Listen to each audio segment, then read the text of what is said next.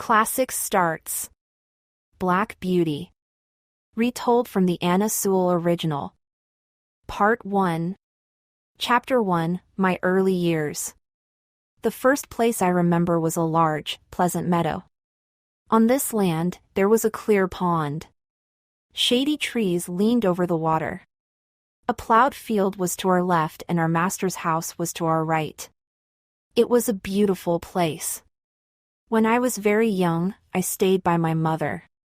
As I grew older, she would work during the day and come back in the evening.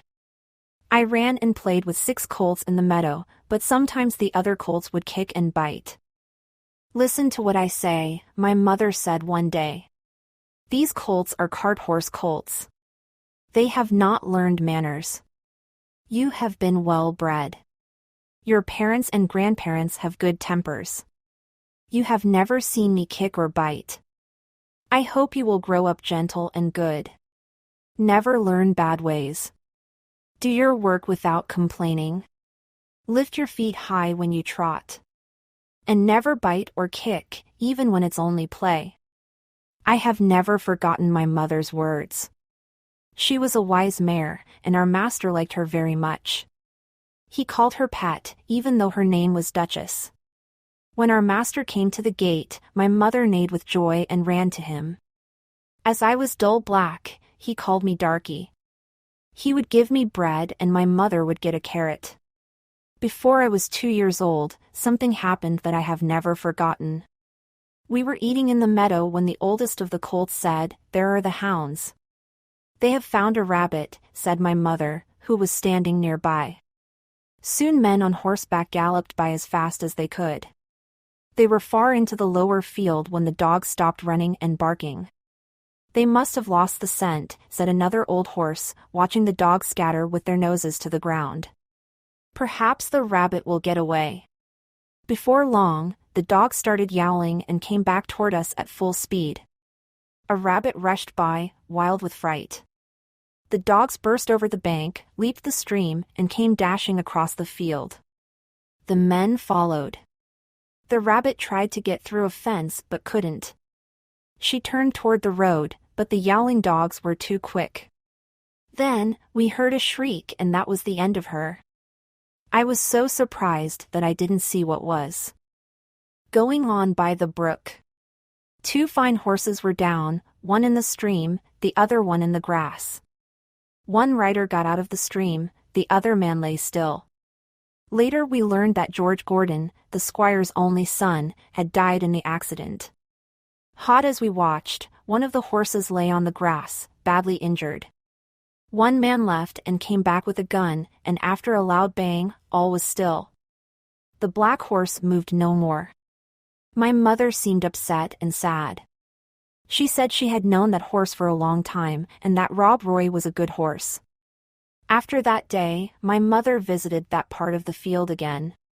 My master took care of me until I turned 4. That was when Squire Gordon came to look at me.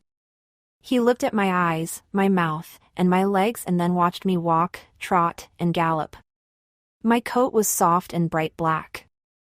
I had 1 white foot and a pretty white star on my forehead. "When he is broken in, he will do very well," the man said. Broken in meant that I would wear a saddle and bridle and carry a man, woman, or child on my back. It meant I would listen to my master's commands. I also had to understand that when my harness was on, I could neither jump for joy nor lie down. 25 I had much to learn. The worst thing was getting used to the bit and bridle. But with kind words from my master and a bucket of oats, I allowed it to be worn. My master took me to a blacksmith, who fitted me for shoes made of iron. They didn't hurt, but my feet felt very stiff and heavy. I also learned to wear a collar on my neck and blinkers around my eyes that allowed me to only look straight ahead. Even my tail was bothered. A small saddle with a strap forced my tail to double up and poke out of a small hole. I never felt more like kicking. But of course, I did not kick. My kind master. In time, I got used to everything. Then my master sent me to a neighbor's farm for 2 weeks. I was in a meadow with sheep and cows, feeding quietly. a long black train came, puffing out billows of smoke. I was scared at first, but during the day, many other trains went by. The cows kept eating quietly, hardly raising their heads. And so I began to ignore the trains just as the cows and sheep did. After learning how to drive a carriage, I was finally broken in. I was ready to go to my new master. My mother told me there are many kinds of men, some are good, but many are foolish. She hoped that I would fall into good hands. However, a horse never knows who may buy him or who may drive him. It is all a matter of chance. But still, said Mother, you must do your best wherever you are, and keep up your good name. Chapter 2. A Fair Start. In early May, a man took me to my new home at Squire Gordon's. The barn I was taken to was very roomy. I was placed in the first box since the other 3 stalls were smaller. It was called a loose box, because the horse that was put into it was not tied up. The man gave me some nice oats, patted me, spoke kindly, and went away. I looked in the stall next to mine, where a little fat gray pony stood, and said, "How do you do? What is your name?" He turned around as far as his rope would. Alawan said, "My name is Merrylegs. Are you going to live next door to me?" "Yes," I said. "Well, then," he said. "I hope you have a good temper. I do not like anyone next door who bites." Just then a tall chestnut mare, a beautiful brown horse, spoke to me. "So you're the colt that's made me leave my home." "I'm sorry," I said, "but I had nothing to do with that. A man brought me here. I've never had a fight before, and I don't want to start one now." "Well," she said, "we shall see." I said nothing back to her. In the afternoon, the mare went out and Merrylegs told me all about her. Ginger has a bad habit of biting. One day, she bit James in the arm. Miss Flora and Miss Jessie, the ones who ride me and love me so much, used to bring me apples and carrots. Now I hope they will come again, if you don't bite. I told Merrylegs I never bit and I couldn't think of why Ginger would do such a thing. "Well," she says, "she bites because no one was ever kind to her. But the men here treat her well. She might be fine now." Merrylegs continued. "I am 12 years old, and I can tell you that there is not a better place for a horse than right here. John has been here 14 years and is the best trainer around. And you'll never see a kinder boy than James. So don't worry. It is all Ginger's fault that she did not stay in that box." In the cottage near the stables lived John Manley, our coachman. My first morning there, the squire saw me and told John to take me for a run. At first John rode me slowly, then at a trot, and then at a fine gallop. When we met up with the squire and his wife, our master asked, "Well, John, how does he go?" "He is as quick as a deer. With the lightest touch of the reins, he goes." We went near where they were shooting rabbits. At the sound of guns, he was steady. It's my guess that he was not frightened or hit when he was young. The next day, the squire took me for a run. When we returned, he said he never met a more pleasant animal. "What shall we call him?" he asked his wife. "I don't know," she said. "He is really quite a beauty, and he has such a sweet face and fine, intelligent eyes."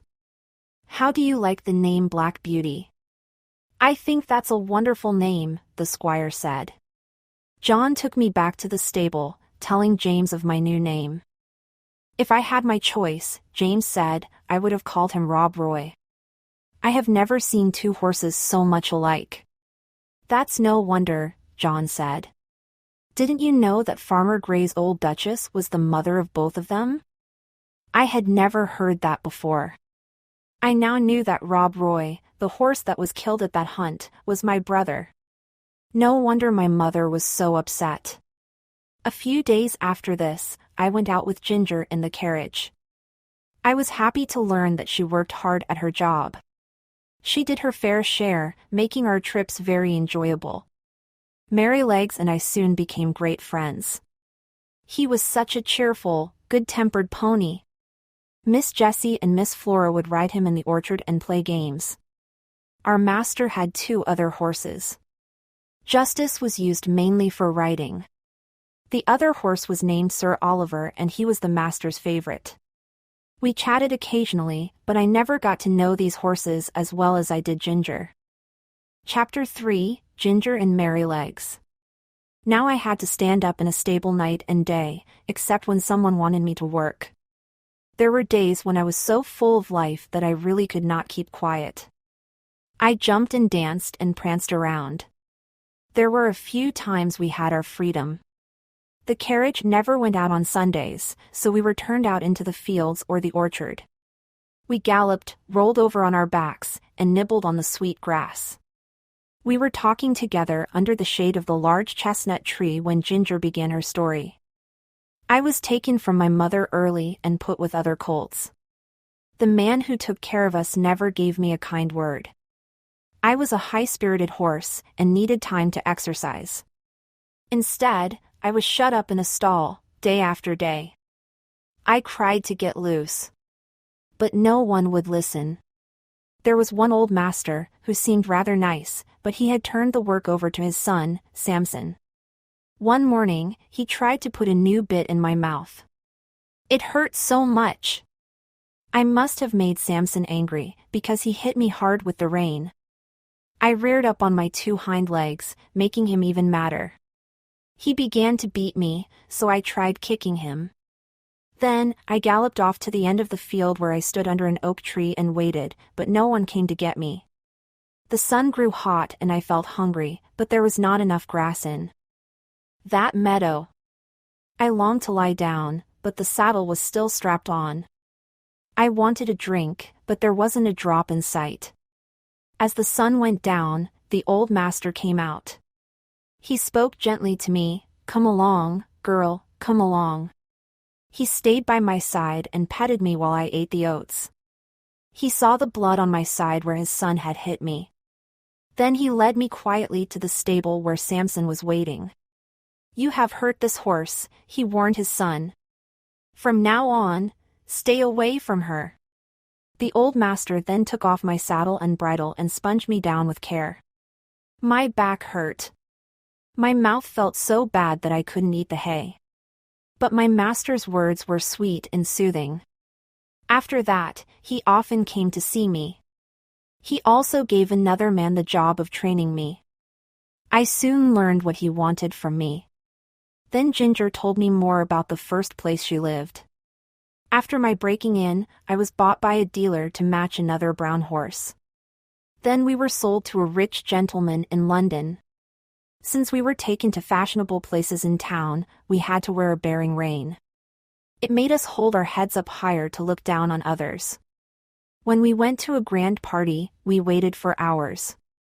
If I stamped my foot, I was hit with a whip.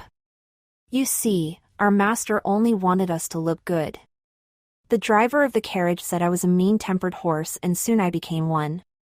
I always had pain in my neck and I began to kick when anyone came to harness me. Finally, they sent me somewhere else. I felt bad for Ginger, but as time went on, she became more gentle and cheerful. One day James even said, "I do think that mare is starting to like me." John answered, "Soon she will be as pleasant as Black Beauty. All it takes is kindness." Mr. Blomefield, a friend of our master, had a large family. Sometimes his children would come and play with Miss Jessie and Miss Flora. When they came, everyone wanted to ride Merrylegs. One afternoon, he had been out with them a long time.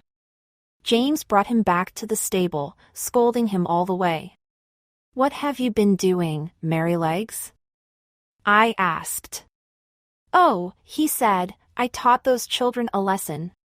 They didn't understand that I was getting tired, so I just pitched them off backward. That was the only way they were going to understand. "What?" I said. "Did you throw Miss Jessie or Miss Flora?" 390 Of course not, he said. "I am very careful with the young ladies and the little children. It is the boys who are upsetting." Even though I was tired, I galloped them about the orchard, putting up with their whips made of sticks. When I could go no more, I stopped. When they took me back to James, they were still carrying their big sticks. He knew what had happened, and he blamed them instead of me. If I had been you, said Ginger, I would have given those boys a good kick. I'm sure you would have, said Merrylegs. But I would not like to make my master or James ashamed of me. They trust me with the children as much as they trust themselves. I love them too much to hurt them. Besides, if I kicked one of those children, I would be sold in a jiffy, probably to someone not nearly as nice. I hope I shall never have to leave here. Chapter 4, Horse Sense. Our greatest pleasure was when we were saddled for a riding party. The master got on Ginger, the mistress on me, and the young ladies on Sir Oliver and Merrylegs. We cheerfully trotted about together. The mistress was light, her voice sweet, and her hands so light on the reins that I was guided almost without feeling it. One day, after one of our rides together, I asked Sir Oliver why his tail was so short. It was only 6 or 7 inches long. I inquired what accident could have caused it. Accident? He snorted with a fierce look. It was no accident. It was cold-blooded cruelty. When I was young, I was taken to a place where they cut off my tail, clear through to the bone. How dreadful! I exclaimed. Dreadful, yes, it was dreadful. The pain was terrible and lasted a long time. What a torment it is when the flies settle on you and sting and you have no way to brush them off. Thank goodness they don't cut off tails anymore. Why did they do it then? Asked Ginger. For looks, for fashion, said the old horse, stamping his foot. There weren't any well-bred horses in my time that didn't have their tails shortened. I suppose it is fashion that makes them in London strap our heads up with those horrid metal bits, said Ginger. Of course it is, he said. It is not right. Merrylegs agreed with our comments, and then had a question of his own. Can anyone tell me what blinkers are for? Merrylegs had never understood why horses were fitted with black eye patches. They are supposed to keep horses from getting scared, answered Justice, a friendly horse in the field. They are meant to keep horses looking toward the front so they don't cause an accident. I think, said Sir Oliver, that blinkers are dangerous in the night. We horses can see much better in the dark than man can. Can't they see the way God has made us and meant for us to be? Ginger asked. Merrylegs thought that was enough talk for the day. So he led us to the orchard, where we munched on the apples that lay on the grass. One day in late autumn, I was pulling the dog cart. This was an easy cart to pull, it was light, and the high wheels ran along so smoothly. There had been a lot of rain, and we went merrily along until we came to the low wooden bridge. The man at the gate before the bridge said the river was rising fast. Many of the meadows were underwater. In one low part of the road, the water was halfway up to my knees.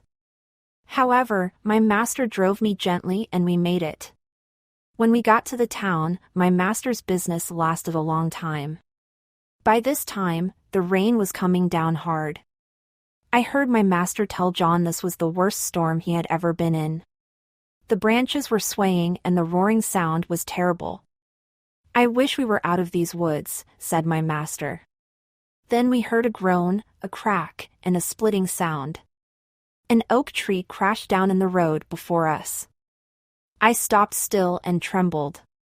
What shall we do now? My master asked.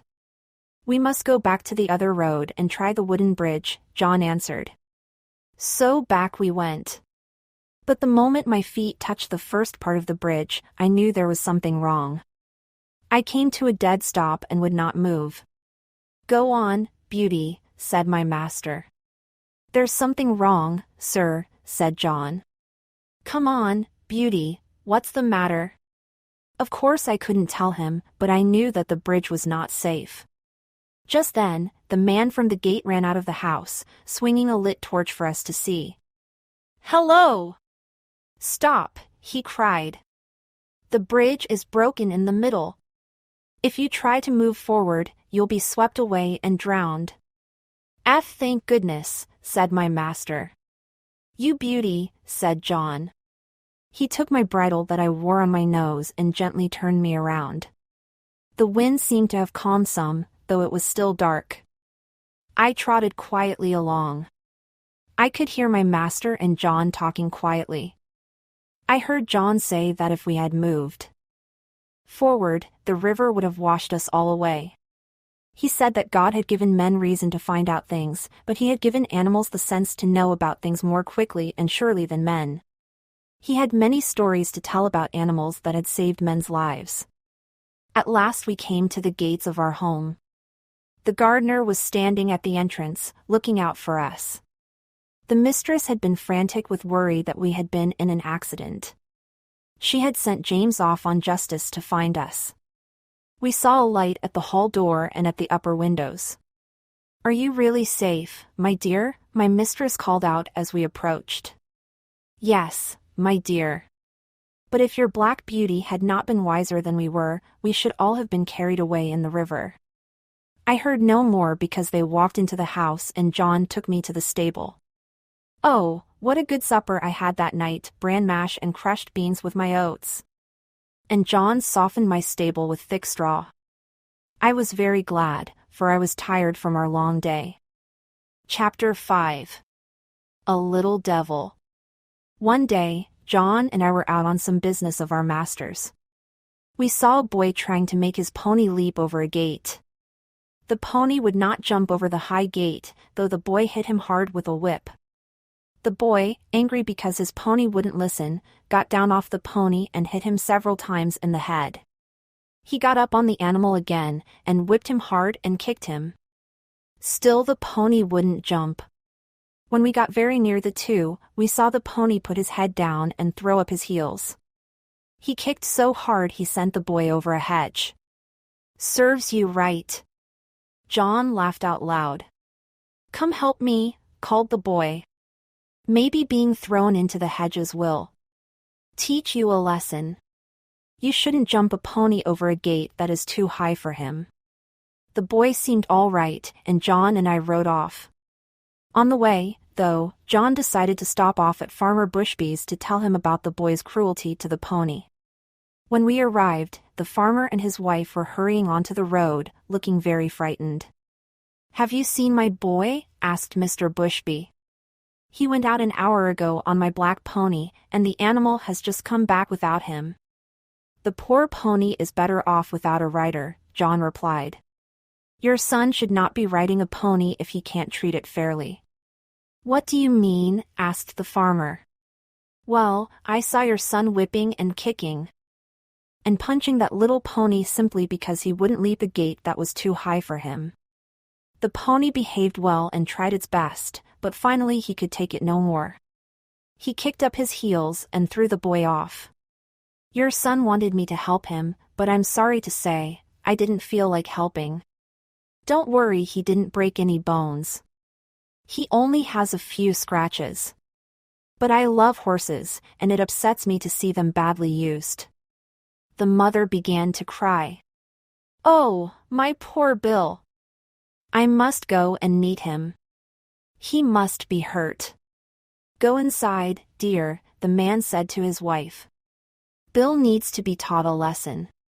This is not the first time he has been mean to that animal. Then to John, he said, Thank you so much for telling me, sir. Later I heard John say something about cruelty being the devil's trademark. John and I went home, happy to have helped that poor pony. One morning early in December, my master came into the stable carrying a letter in his hand. Come here, James, said the master. I have a letter from my brother-in-law, Sir Clifford Williams of Clifford Hall.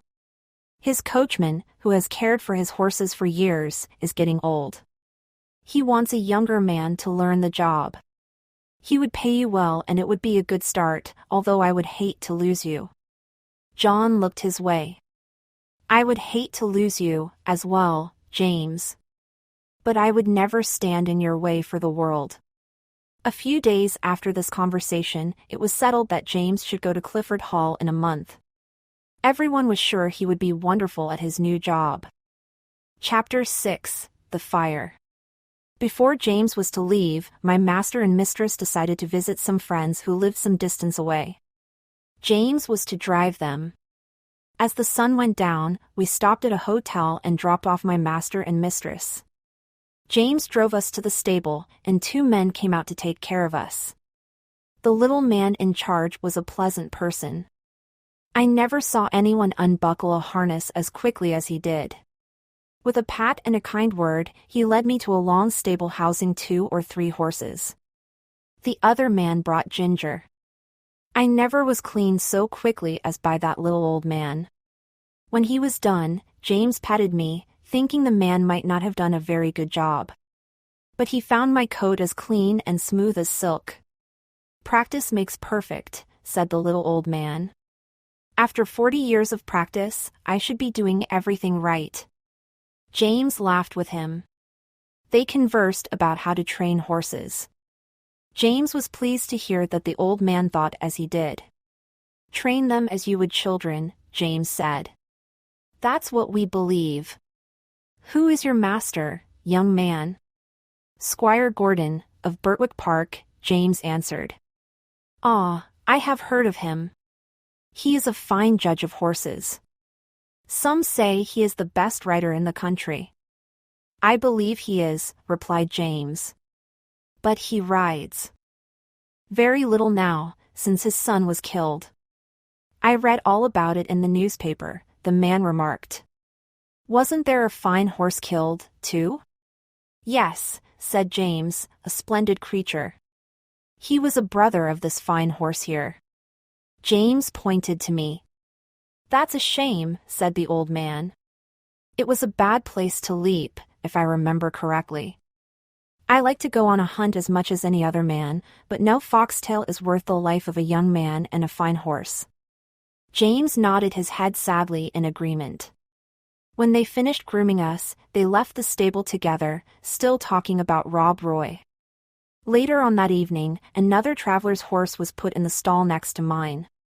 While the groomer was brushing the horse, a young man smoking a pipe walked in. I could tell they were friends. "Hey, Towler," said the groomer, "run up the ladder into the loft and throw some hay down into this horse's stall. But lay down your pipe before you go up there." "All right," said the young man. By the time he got finished, James had come to say good night. The doors were locked, and the 2 men left. I can't say how long I slept, but I woke up suddenly and put my nose up to smell. The air seemed thick. Ginger was coughing, and one of the other horses was moving about restlessly. I heard a rushing noise, and a low crackling and snapping sound. I didn't know what it was, but it made me tremble all over. The other horses were all awake now. They pulled at their halters and were stamping their feet. At last I heard steps outside.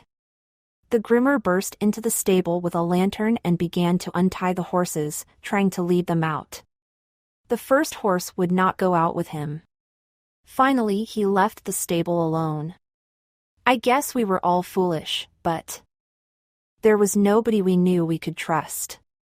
Then I heard a cry of fire outside. The little old man who had groomed me so well showed up quickly. He came in the barn and led one horse out, but the flames were now roaring overhead dreadfully. The next thing I heard was James' voice, quiet and cheery as he always was. "Come, my beauties, it is time for us to be off, so wake up and come along." I stood nearest the door, so he came to me first, patting me as he came in. Quickly, he took the scarf off his neck and tied it lightly over my eyes. Then, he led me out of the stable. I whinnied as loud as I could, trying to get Ginger to come out. James continued bringing the horses out one by one. There was shouting, and I could see black smoke pouring out thicker than ever. In the middle of this mess, I heard my master's voice call out, "James! James! Are you there?" There was no answer, but I heard a crash of something falling in the stable. The next moment I gave a loud, joyful neigh. I saw James coming through the smoke, leading Ginger